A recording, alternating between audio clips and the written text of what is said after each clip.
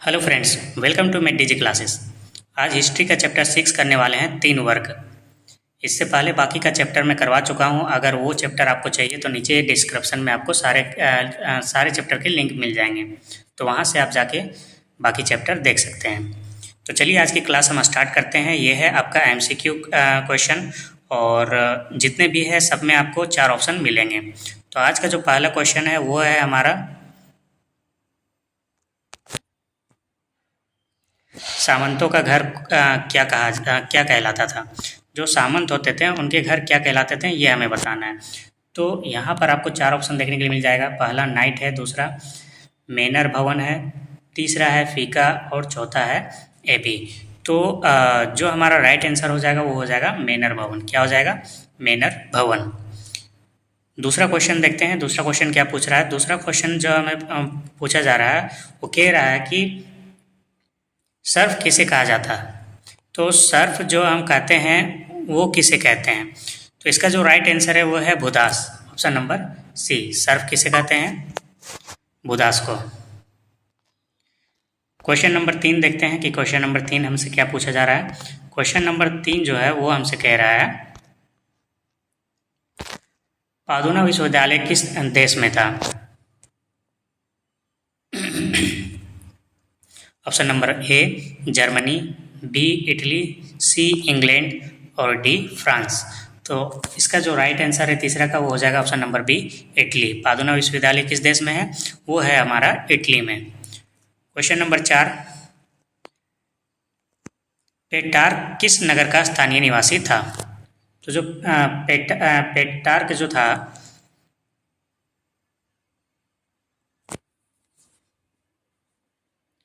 वो किस नगर के स्थानीय निवासी था, वो हमें बताना है। तो इसमें भी 4 ऑप्शन देखने के लिए मिल जाता है। ऑप्शन नंबर ए है पादुआ, बी बेलोना, सी सिसली और डी फ्लोरेंस। तो वो जो था वो हमारा कहाँ का था? ऑप्शन नंबर डी, फ्लोरेंस का।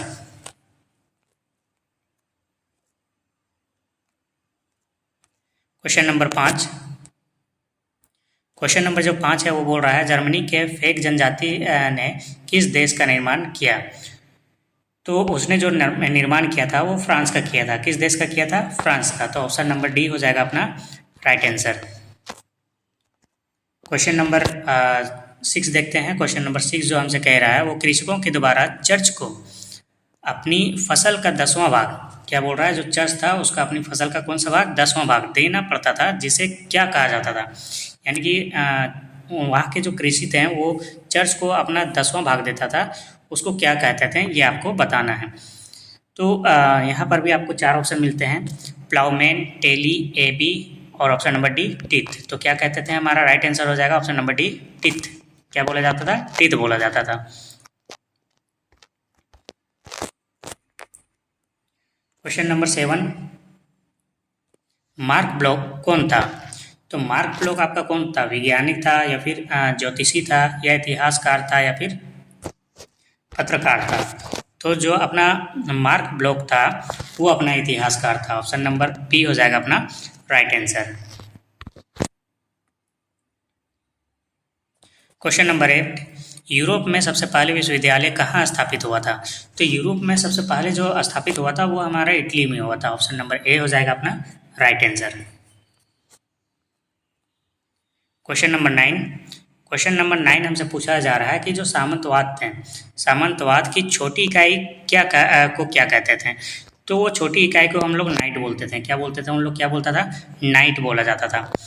जो सामंतवाद की छोटी इकाई होता था उसको क्या बोला जाता था? नाइट बोला जाता था।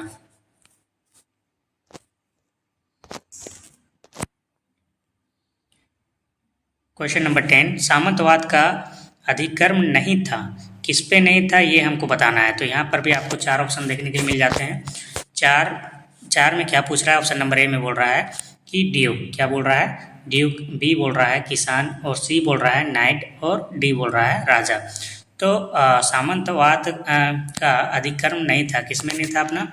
वो किसान नहीं था। ठीक है। ऑप्शन नंबर क्वेश्चन नंबर 11 देखते हैं। क्वेश्चन नंबर जो 11 पूछ रहा है वो बोल रहा है, ईसाई धर्म का प्रथम पोप किसे माना जाता है? पायस को या फिर पॉल को या फिर इनोसेंट या फिर ग्रिगोरिको। तो जो हमारा इसमें राइट आंसर हो जाएगा वो हो जाएगा option number D, Gregory. Question number 12, सामंतवाद पर सर्वप्रथम किस 5 विद्वान ने काम किया था? तो वो जो 5 विद्वान थे वो थे Marc Bloch, option number C, Marc block.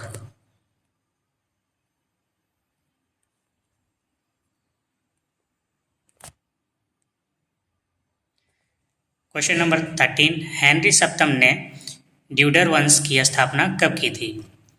1385 ईस्वी में, या फिर 1395, 1475 या फिर 1485 ईस्वी में। तो इसका जो राइट आंसर हो जाएगा अपना ऑप्शन नंबर डी, 1485 ईस्वी में। तो यहाँ पर जितने भी क्वेश्चन है वो कभी ना कभी एग्जाम में पूछे गए हैं।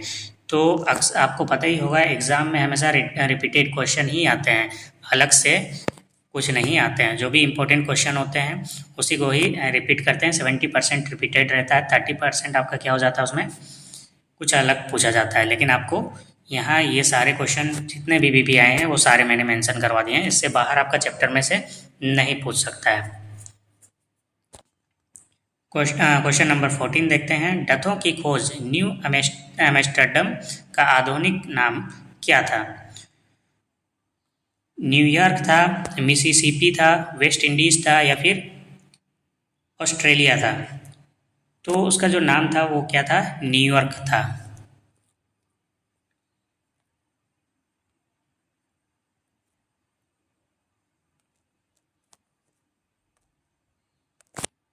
क्वेश्चन नंबर 15, फ्रांस में सामंतवाद के विरुद्ध जैकरी विद्रोह कब हुआ? वो हुआ था अपना 1358 ईस्वी में। ऑप्शन नंबर डी हो जाएगा right answer. Question number 16, question number 16 पूछ रहा है, निम्न में से कौन सी सामंतों की एक श्रेणी नहीं है? वो है अपना बेरन। क्या है? बेरन। बेरन नहीं है। बाकी इसमें से देखो, सामंत वाला में हम लोग नाइट तो पढ़े हुए हैं, ड्यूक भी होता है और सर्फ भी होता है। ये तीनों अपना क्या होता है? सामंतों की श्रेणी में आती है। तो ये बेरन जो है वो अपना सामंतों की श्रेणी में नहीं आती है। तो आप मुझे कमेंट करके बताओ कि ये जो बेरन है वो कौन सी श्रेणी में आती है।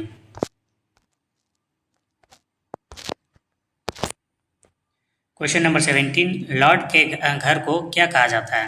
देखो, लॉर्ड का मतलब क्या होता है? भगवान, है ना? तो भगवान के घर को क्या कहा जाता है? तो नीचे हम एक एक करके ऑप्शन पढ़ेंगे और हमें पता चल जाएगा क्या होगा। Abbey, church, manor, tithe. तो हमें पता है कि चर्च क्या है?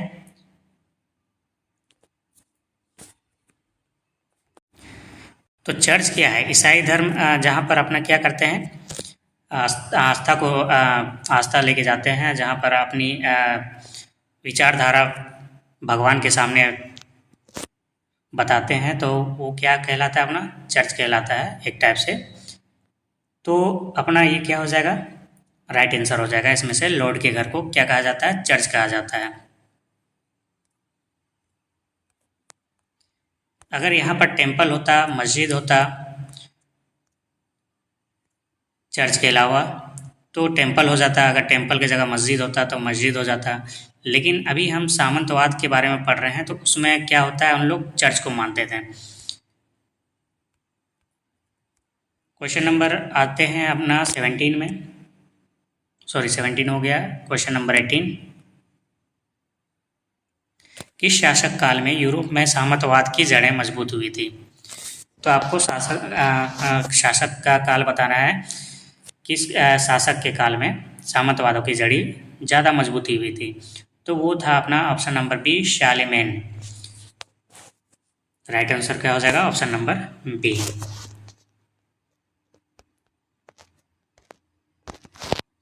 क्वेश्चन नंबर 19, सेंट बेनेडिक्ट तथा बलूबी किसके नाम है? कृषि दासों के, या फिर पादरियों के, या फिर मठों के, या फिर ईसाई शिक्षकों के? तो इसमें से जो राइट आंसर हो जाएगा वो हो जाएगा ऑप्शन नंबर सी, मठों के। क्वेश्चन नंबर 20, सामंतवाद अर्थव्यवस्था थी, खुली अर्थव्यवस्था थी, बंद अर्थव्यवस्था थी, या फिर निर्वाह अर्थव्यवस्था थी, या इनमें से सभी थे? तो जो सामंतवाद का अर्थव्यवस्था था वो था निर्वाह अर्थव्यवस्था। क्या था अपना? निर्वाह अर्थव्यवस्था, ऑप्शन नंबर सी। आज के लिए इतने ही, मिलते हैं नेक्स्ट वीडियो में। Thanks for watching.